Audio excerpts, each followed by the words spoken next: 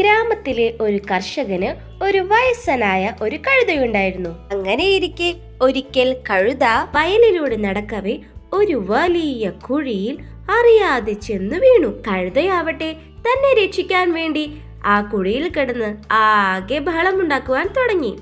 കഴുതയുടെ ശബ്ദം കേട്ട് അങ്ങനെ ഈ കർഷകൻ വന്നെത്തി.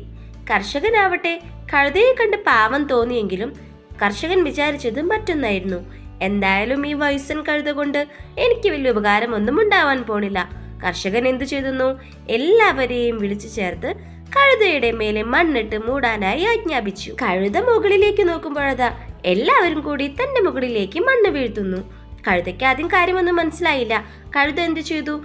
തന്റെ പുറത്തേക്ക് വേണ മണ്ണെല്ലാം കുടഞ്ഞു കുടഞ്ഞു കുടഞ്ഞ് അവൻ അതിന്റെ മേലെ ചവിട്ടി ചവിട്ടി കയറി പുറത്തേക്കെത്തി. കൂട്ടുകാരെ, ചില സമയങ്ങളിൽ ആപത്തിൽ പെടുമ്പോൾ സ്വന്തം ബുദ്ധി ഉപയോഗിച്ച് രക്ഷപ്പെടാൻ ശ്രമിക്കുക.